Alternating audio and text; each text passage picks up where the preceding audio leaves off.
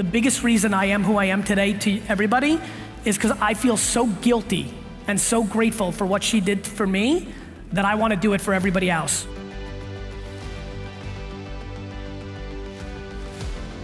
If I could spend 2 to 3 minutes with all of you and make you understand that self-awareness is probably the single most important thing that you can spend time on for your outcome, for your future life, it would be so exciting to me if hundreds or thousands of people left here today. What's funny is both of them know how bad of a student I really was. And what's really interesting to me on that is both of them also know that for some reason at a very young age, I was extremely self-aware. I knew exactly who I was, and I was able to bet on my strengths. I think that my life and the story of my life and what I really want to impose on others to be able to navigate through is I was lucky enough to have a mother who instilled so much self-esteem into my body. I was able to navigate through the universe of not worrying about what everybody else thought about me. And what I've really, to be very frank with you, I've come to realize over the last year or so that I feel so much guilt that I had it so good that A, I came from nothing, which is a massive advantage.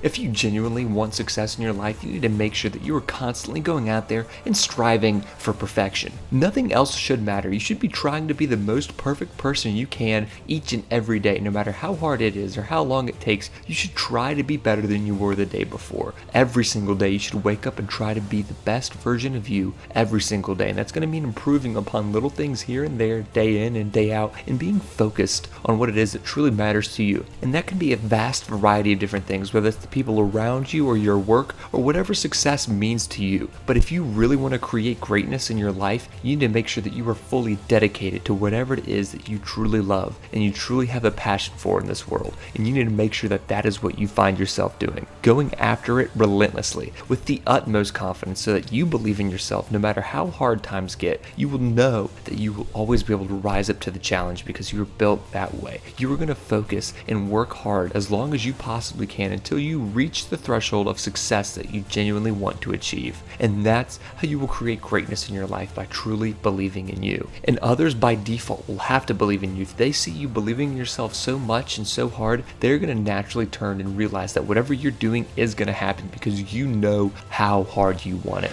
Stop crying and just keep hustling. Hustle is the most important word ever, and that's what you need to do. You need to work so hard. Guys, we're building businesses here. This isn't about parties. We're building businesses. I used to work in a liquor store from 7 in the morning to 10 at night for 7 straight years, and the only days off I took were to watch the New York Jets. And you know what that did? It made me throw up on myself, so that wasn't a vacation. I don't want to hear about this 2-job thing, right? 9 to 5, I don't have time. If you want this, if you're miserable, or if you don't like it, or you want to do something else and you have a passion somewhere else, work 9 to 5, spend a couple hours with your family. 7 to 2 in the morning is plenty of time to do damage. But that's it. It's not going to happen any other way. You're not going to make stickers and give out swag and everybody's going to give it about your site. I mean, you start building your equity and your brand and whatever you're trying to accomplish after hours. Everybody has time. Stop watching things Lost. So, you know what I mean? I mean, if you want this, if you want bling bling, if you want to buy the jet, work. That's how you get it. I like micro failure. I hate macro failure. Like death of your business is bad. But to me, you know what's funny? I'll use a boxing analogy. My favorite boxing, I watch a lot of boxing. I think boxing is a very interesting, and I know super into mixed martial arts, but I grew up on boxing. I understand it better. And I like watching it because there's so many things that happen in boxing. First of all, what I love about boxing is there's nowhere to hide. You know, like it's super interesting. There's nowhere to hide. Number two, there's some scenario in boxing that I love the most.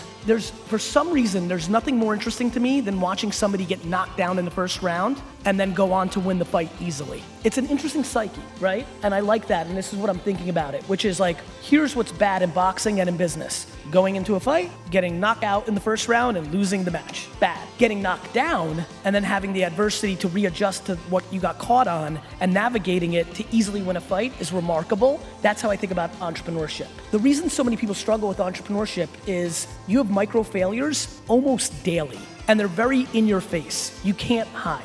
And I like that. I like failure because I think I deserve it.